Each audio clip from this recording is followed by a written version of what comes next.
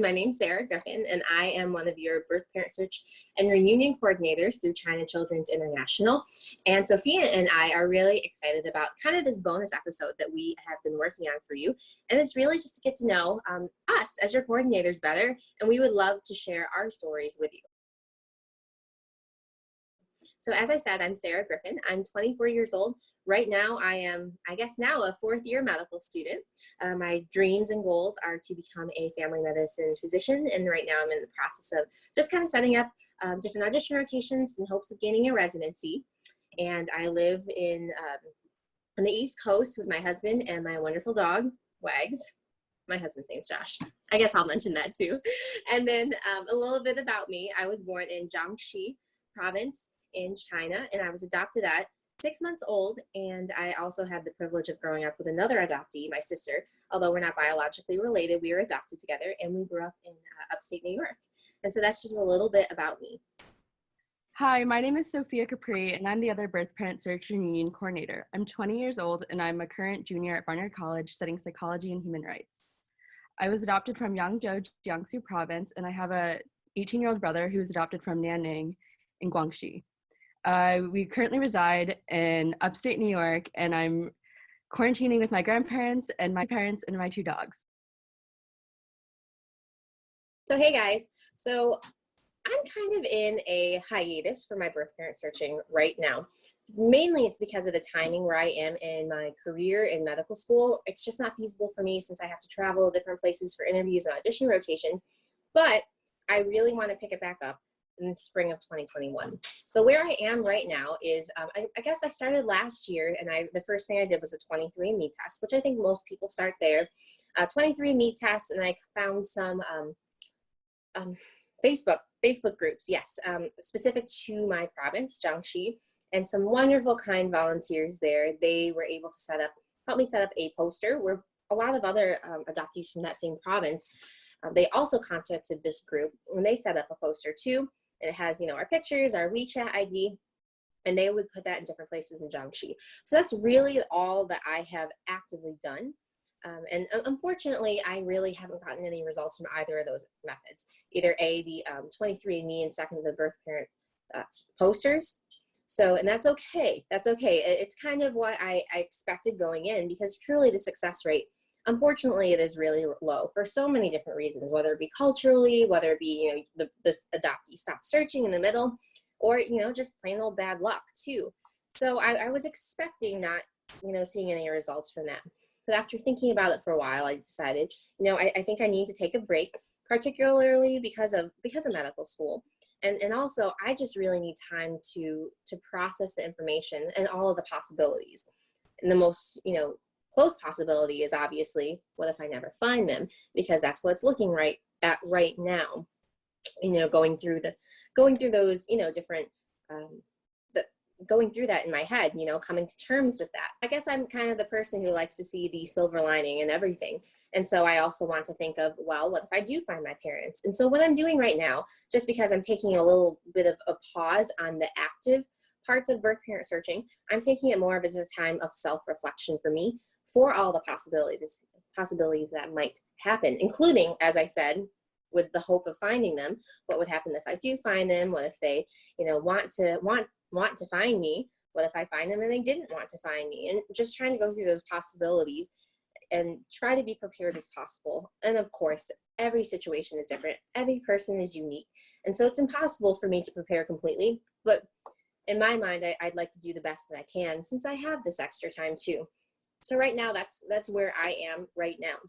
My goal is to do some on-the-ground searching in spring of 2021. And I'd like to do, of course, the China trip, and just go to see the major cities, and of course, lots of shopping too, and eating good food.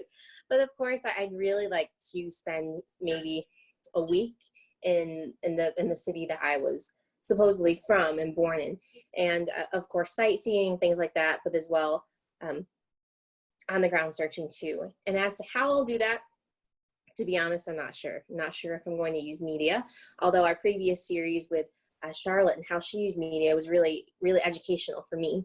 So that's kind of where I am now. And I did contact Shishi, and she is a wonderful woman who offers services to birth parent search too. And that's as far as I've gone. I haven't officially hired her yet, but I'm excited to hopefully utilize her services a few months before I go in spring 2021.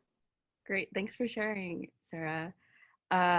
So my journey with birth parent searching has been kind of up and down throughout the past 5 years.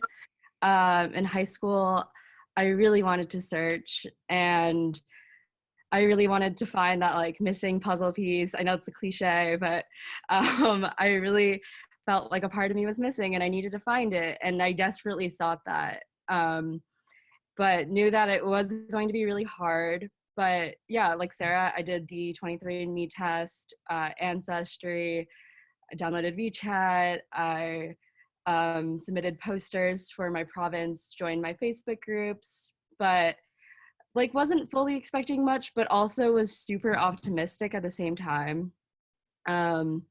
Yeah, and my viewpoint has shifted a bit in the past couple years, I would say. And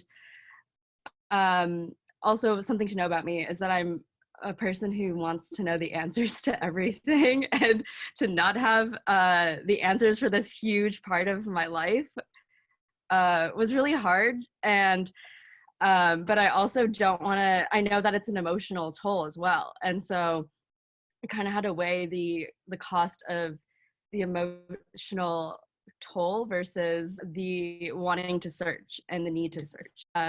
I felt like I needed to search, but then, sorry, this is out of timeline, but going back to most recently, I guess I just realized I didn't really need to connect so much with my culture and my personal background, and it kind of have led to the point where I've kind of accepted that I might not find my birth parents, even though part of me does want to, I think.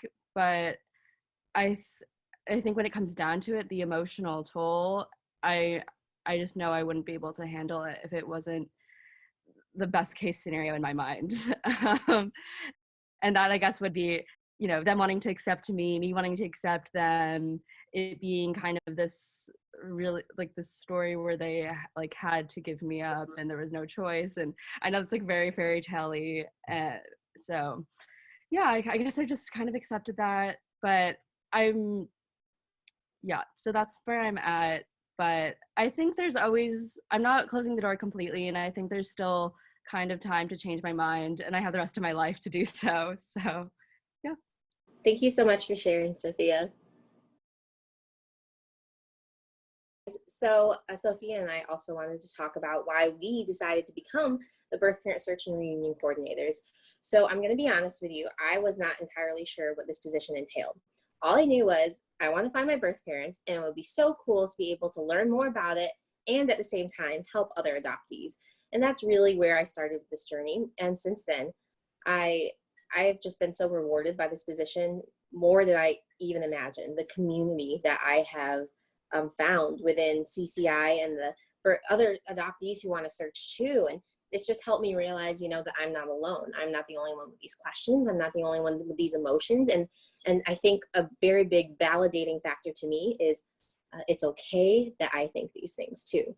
And to me, that it was very powerful, really, because, I didn't know anyone else in my life who really was a Chinese adoptee that I was close at all to. So seeing this really piqued my interest and actually really encouraged me to want to search for my birth parents, just to see the courage and the bravery and the positivity in this community is what inspired me to not only want to search for my birth parents, but to also reflect that positivity, encouragement, and just, care for others in the same situation. And so that's why I wanted to be the CCI birth parent search and reunion coordinator. And I'm really happy with this opportunity and this role. And if you guys ever have questions, please feel free to reach out to me. Thanks, Sarah. Yes, please reach out to me as well. The reason I wanted to join CCI and specifically be part of the birth parent search and reunion group was because I wasn't actually at the point where I wanted to search. And I kind of selfishly wanted to join this group to like learn why people wanted to search and figure out if this was something that I wanted to do and weigh the pros and cons and just sort out everything. And again, this is an individual journey. So it was, but people do have shared similarities as well throughout this process. And it was nice to connect with a community that also had similar views as me. And not everyone does want to search right now. And I think this group is important because it does kind of lend its way to all different points of views and people who have found their birth parents, people who have searched tirelessly for years, people who are on the fence, and people who've never thought of it. So I really feel the group kind of caters towards everyone, and I'm really glad to be part of the community because yeah, finding your birth parents is a very essential part for an adoptee, whether it's them wanting to do so or not. I think this is a journey and something that every adoptee at some point does think about.